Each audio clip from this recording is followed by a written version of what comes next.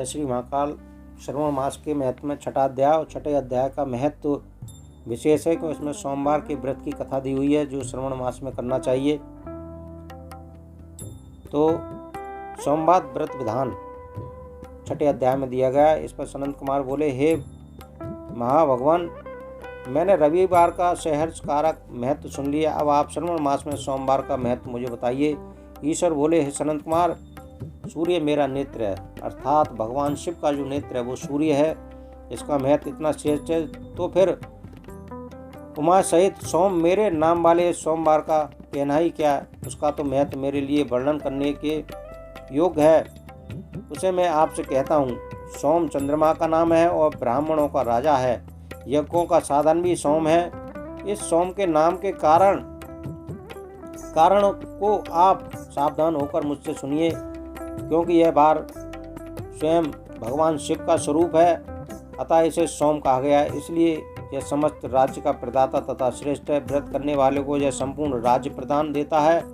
हे विप्र, इसकी विधि सुनिए, मैं आपको विस्तार पूर्वक बताता हूँ। 12 महीनों में सोमवार अत्यंत श्रेष्ठ है। इन मासों में यदि सोमवार व्रत करने में असमर्थ हो, श्रवण मास में इसे अवश्य करना चाहिए। यदि हम 12 महीने नहीं कर सकते तो श्रवण मास में हमें सोमवार का व्रत अवश्य करना चाहिए। इस मास में इस व्रत को करके मनुष्य वर्ष भर के फल को प्राप्त कर सकता है। श्रवण में शुक्ल पक्ष के प्रथम सोमवार को यह संकल्प करें कि मैं विधिवत इस व्रत को करूंगा। यदि हमें सोमवार का व्रत करना है तो हम शुक्ल पक्ष के सोमवार से पकड़ेंगे। भगवान शिव का जो व्रत होता है सोमवार का, वो श्रवण मास के शुक्ल पक्ष से ही हम करना आरंभ करेंगे। वैसे तो कृष्ण पक्ष से जैसे ही शुरू होगा तब भी हमें सोमवार का व्रत करना चाहिए।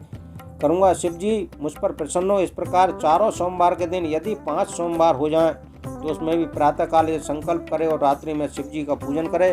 16 उपचारों से सायकाल में शिव जी की पूजा करे और एकाग्रचित होकर इस दिव्य कथा का श्रवण करे।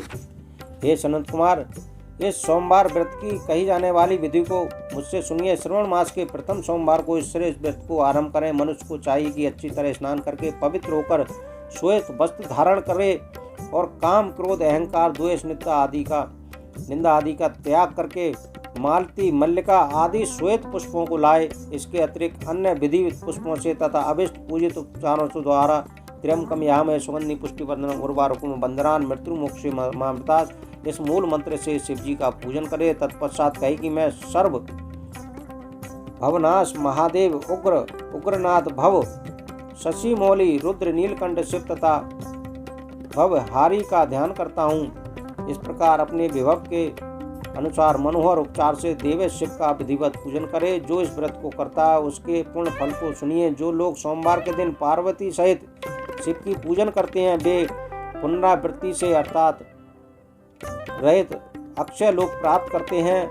हे सनंद कुमार, इस मास में नवक व्रत से पुण्य प्राप्त होता है, उसे मैं संक्षेप में कहता हूँ। देवताओं तथा दानवों से भी अवैध 7 जन्मों का अर्जित पाप इस व्रत को करने से नष्ट हो जाता है, इसमें संदेह नहीं करना चाहिए। तथा अति उत्तम व्रत को उपवास पूर्वक करें। इसके करने से पुत्र की इच्छा रखने वाला मनुष्य पुत्र को प्राप्त कर लेता है और धन चाहने वाला धन को प्राप्त कर लेता है। वह जिस अभीष्ट की कामना करता है उसे पा जाता है। इस लोक में दीर्घ काल तक वांछित सुख भोग कर अंत में श्रेष्ठ विमान पर आरोहण होकर वह रुद्र लोक को में प्रतिष्ठित हो जाता है।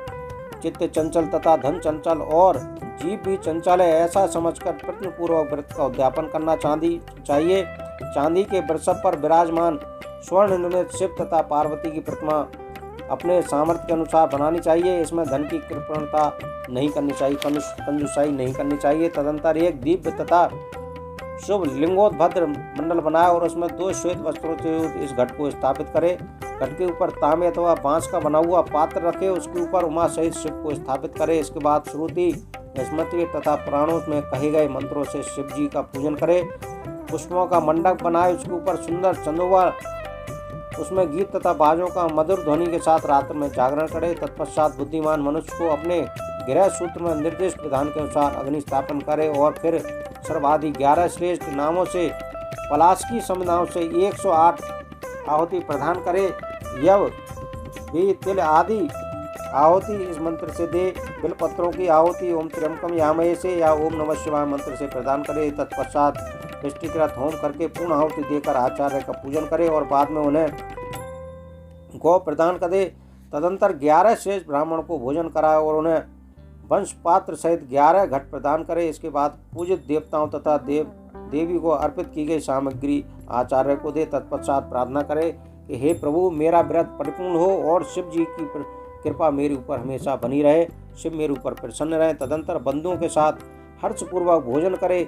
इसी विधि से जो मनुष्य इस व्रत को करता है वह जिस अभिलाषा की स्तुति की कामना करता है उसे प्राप्त कर लेता है और अंत में शिव लोक को प्राप्त हो जाता है, लोक में पूजित होता है। हे सनंत कुमार, सर्वप्रथम श्री कृष्ण ने इस मंगलकारी सोमवार व्रत को किया था।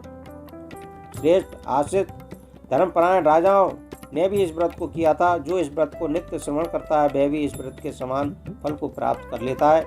इस प्रकार स्कंद पुराण के अंतर्गत 6वां अध्याय श्रवण मास में समाप्त हुआ।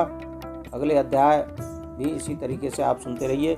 सोमवार का व्रत विशेषकर भगवान को प्रिय है, मुझे भगवान श्री कृष्ण ने किया था। इसकी कथा भी आप सुनते रहिए और अपने पुण्यों को बढ़ाते रहिए। जय श्री महाकाल, जय